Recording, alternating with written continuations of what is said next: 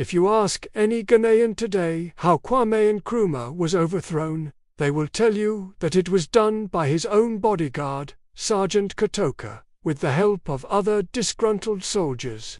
But is that really what happened? Well, not quite. In this video, we are going to uncover the deep secret behind the overthrow of Dr. Kwame Nkrumah.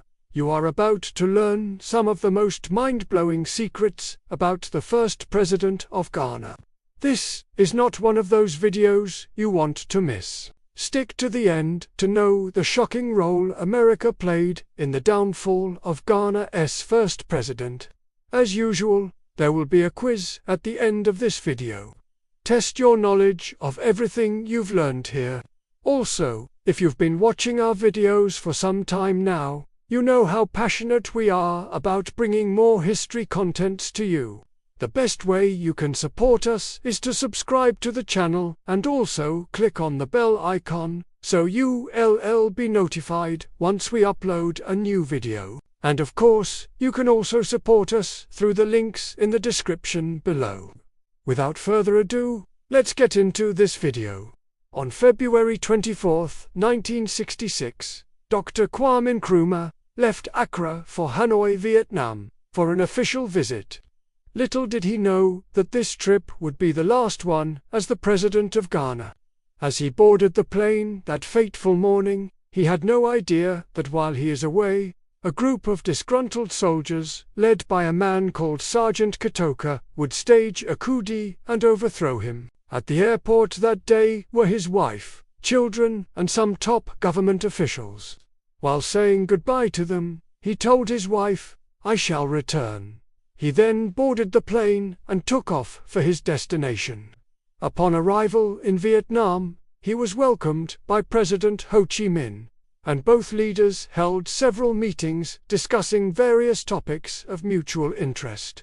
Everything seemed normal, and there were no hints of any problems back home. So President Nkrumah enjoyed his stay in Vietnam and even visited some famous landmarks such as the Ho Chi Minh Mausoleum and the War Museum.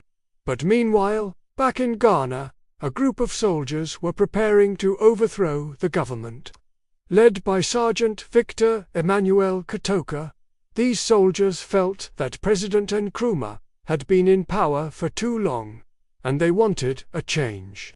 They also accused him of being a dictator and oppressing the people of Ghana. However, it was later revealed that the coup was supported by some disgruntled civilians, who were also unhappy with the president's rule. During their planning, they kept in touch with certain individuals in the government who provided them with supplies and weapons needed for the coup. Despite all these preparations, nobody knew about the coup until it happened. When President Nkrumah was in Vietnam, the soldiers staged a mutiny and seized control of the radio station to announce the coup. They declared that the president had been deposed and a new government had been formed. Soon, the entire country was under their control, and President Nkrumah was nowhere to be found. He was in Hanoi when the coup leaders arrived there and informed him of what had happened back home. The coup leaders told him that he could either stay in Vietnam or return to Ghana, but he would be arrested upon arrival. So he decided to stay in Vietnam and began planning his next move. A few weeks after the coup, he traveled to Guinea where he lived in exile until his death in 1972. So that was how Kwame Nkrumah was overthrown in Ghana. Now, before we continue, here's a question for you. What was the name of the group formed by Kwame Nkrumah after he was overthrown? Let us know your answer in the comments section. Now, as mentioned earlier, although the coup was led by Ghanaians, it was actually masterminded by the CIA.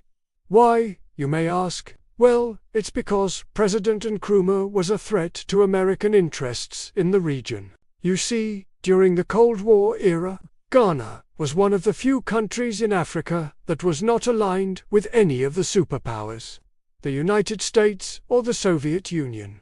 This meant that Nkrumah was not dependent on either side for aid or military support, which made him very independent. This independence made him a threat to the Americans because he was seen as a potential leader who could unite the African continent against them. To make matters worse, Nkrumah had been critical of the US foreign policy in Africa and had accused them of supporting dictators and oppressing the people of Africa.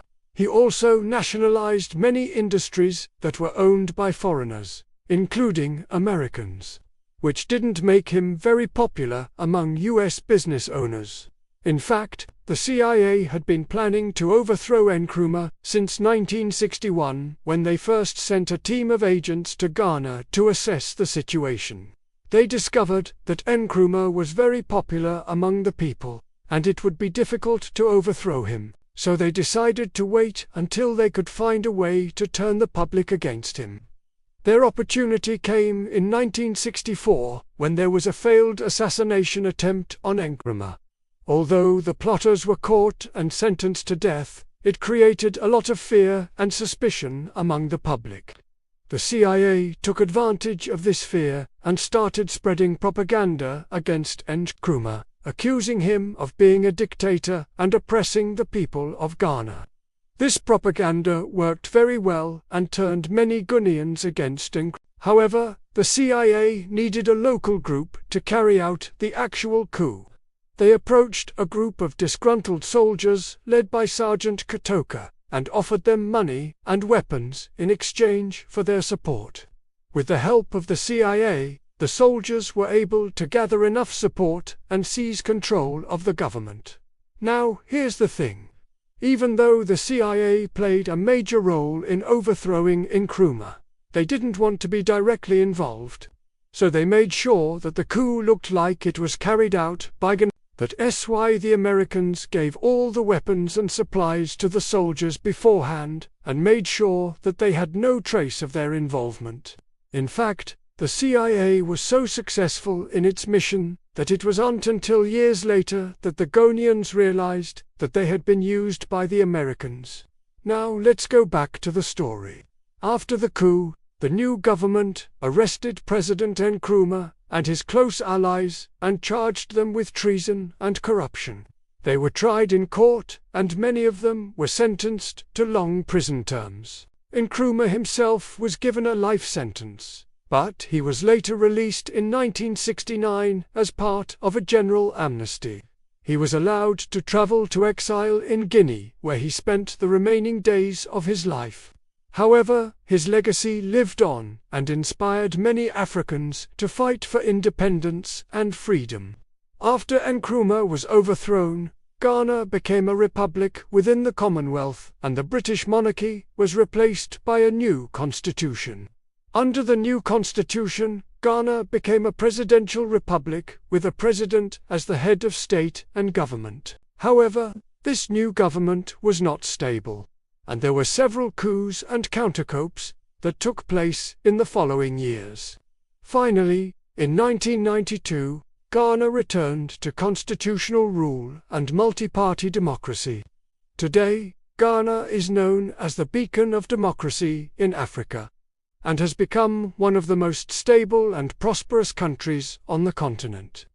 Despite the coups and political instability that have plagued the country in the past, the people of Ghana have remained hopeful and resilient. They have worked hard to build a better future for themselves and their children, and have succeeded in making Ghana one of the fastest-growing economies in Africa. Before we wrap up this video, let's answer the question from earlier. What was the name of the group formed by Kwame Nkrumah after he was overthrown? The answer is the Convention People's Party. This party was formed in 1949 and was the first political party in Ghana to demand independence from colonial rule. It was led by Kwame Nkrumah and played a significant role in Ghana's struggle for independence. After Nkrumah was overthrown in 1966, the CPP went underground and became a symbol of opposition to the military regime. Members of the CPP continued to fight for the restoration of democracy in Ghana and the return of civilian rule. Thank you for watching this video. If you liked it, please give us a thumbs up and share it with your friends. And don't forget to subscribe to the channel and click on the bell icon to be notified once we upload a new video. You can also support us through the links in the description below. We'll see you next time.